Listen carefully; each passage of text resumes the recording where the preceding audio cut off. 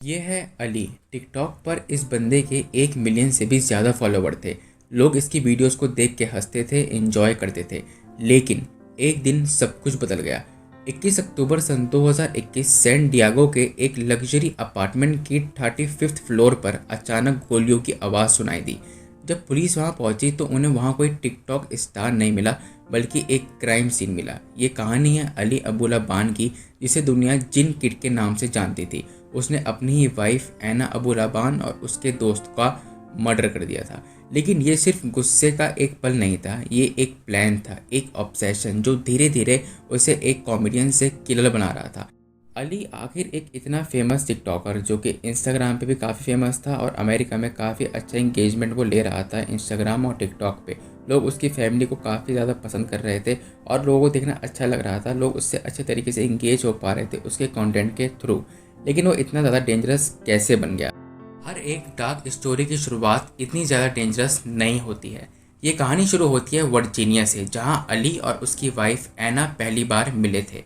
अली एक talented animator और voice actor था और ऐना खूबसूरत, एम्बिशियस थी, फुल ऑफ लाइफ थी। दोनों की स्टोरी बिल्कुल नॉर्मल लगती थी। प्यार हुआ, शादी हुई और एक छोटी सी फैमिली बन गई। इन दोनों की एक बेटी भी हो चुकी थी। लेकिन ये सिर्फ सरफेस पे था। शादी के कुछ ही महीनों बाद अली का असली चेहरा सामने आने लगा। वो सिर्फ एक लविंग हस्बैंड नहीं था, वो एक कंट्रोल फ्रीक था। ऐना क्या पहनेगी, किससे बात करेगी, कहाँ जाएगी, हर चीज़ अली ही डिसाइड किया करता था। 2014 से लेकर सन 2019 तक वर्जीनिया पुलिस को कई बार उनके घर बुलाया गया था, डोमेस्टिक वायलेंस के चलते। गुस्सा, चिल्लाना, आपस में मारपीट। लेकिन हर बार अली अरेस्ट होने से बच जाया करता था, क्योंकि वो सिर्फ रियल लाइफ में ही नहीं, एक्टिंग में भी काफ़ी ज़्यादा मास्टर था। लेकिन सवाल ये है, अगर सब कुछ इतना टॉक्सिक था तो ऐना ने उसे छोड़ क्यों नहीं दिया? क्योंकि जब भी ऐना पुलिस बुलाया करती थी, वो ऐना को मैनिपुलेट किया करता था, रो के ड्रामा करके वो दिखाया करता था कि वो उससे कितना ज़्यादा प्यार करता है। और वो जो इतना ज़्यादा ओवर पॉजेसिव हो रहा है, वो सिर्फ उसका प्यार है, कंट्रोलिंग नेचर बिल्कुल भी नहीं है। और ऐना हर बार ऐसा किया करती थी। पुलिस के आने के बाद वो उस पर चार्जेस प्रेस नहीं करवाया करती थी। वो पुलिस आती थी, इसे समझा के चली जाया करती थी। और ऐसा कई बार होता था। लेकिन सन 2021 आते आते सब कुछ चेंज हो चुका था। एक तरफ अली का टिकटॉक करियर था जो बिल्कुल पीक पर था, और दूसरी तरफ उसका दिमाग बहुत ज़्यादा डिस्टर्ब होता जा रहा था। उसकी वजह ये थी कि अली जो है बहुत ज़्यादा इस रिलेशनशिप में परेशान था, क्योंकि वो उसे कंट्रोल करना चाहता था। और दूसरा, वो ड्रग्स का भी एडिक्ट हो चुका था वो, और उसे लगने लगा था कि ऐना जो है उसको धोखा दे रही है।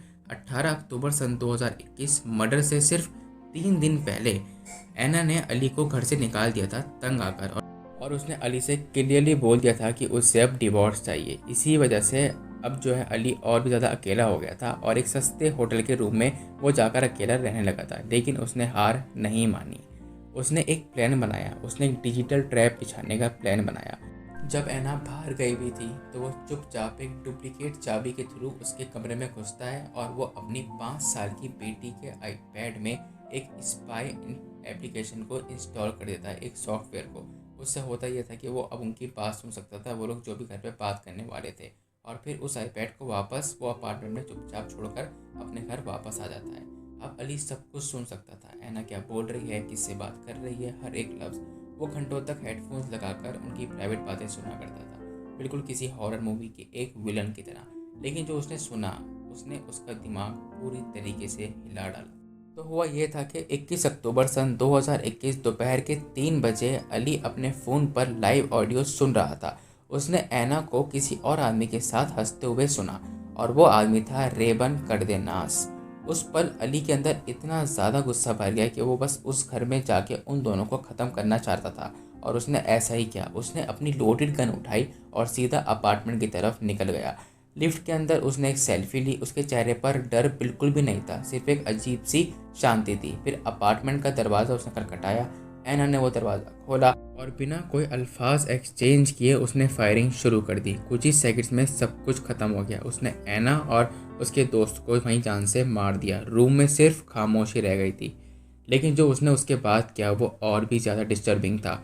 उसने अपने फ़ोन से उन सब की तस्वीरें ले ली, जैसे ये कोई क्राइम नहीं बल्कि एक सीन हो। इस सब के बाद अली ने सबसे पहले अपनी माँ को फ़ोन किया और बिना हेजिटेशन के अपने क्राइम को कन्फेस कर दिया।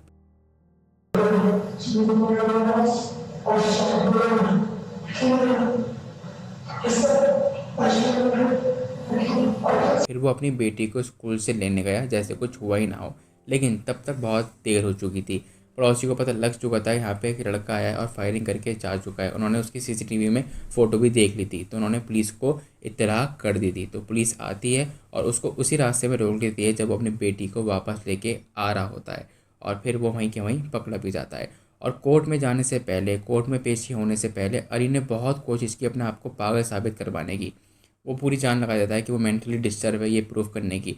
वो जो कभी जज पर चिल्लाता था कि, और वो कभी अकेला बैठ के बोलता रहता था कि मुझे धोखा दिया गया है। उसने करीबी लोगों को बताया था कि वो ड्रग्स का एडिक्ट था और ख़ुद को टोनी मोंटाना समझने लगा था। टोनी मोंटाना एक 1983 की स्कारफेस, काफ़ी फेमस है हॉलीवुड की मूवी, जो प्लेड बाय अल पचिनो उसका कैरेक्टर था, और वो काफ़ी ज़्यादा इंटरेस्टिंग कैरेक्टर था। और वो मूवी मैंने देखी, काफ़ी अच्छी मूवी है।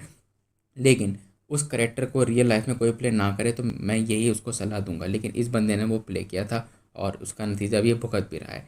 और लेकिन कोर्ट ने उसकी कोई भी बात नहीं मानी और सन 2024 में जूरी ने उसे 2 लाइफ सेंटेंस की सज़ा सुना दी।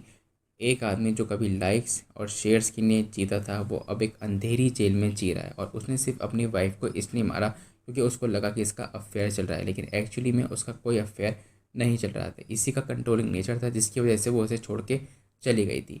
और अब ये जेल में है, और जो उसकी बेटी थी वो अब इसकी माँ के पास में है। तो बेटी तो सेफ़ है, लेकिन 2 जिंदगियाँ जा चुकी हैं और ये भी अब जेल में है, और शायद ये अब कभी बाहर नहीं आएगा, मरने के बाद ही बाहर आएगा। आप लोग इस केस के बारे में क्या सोचते हो, कमेंट करके ज़रूर बताना।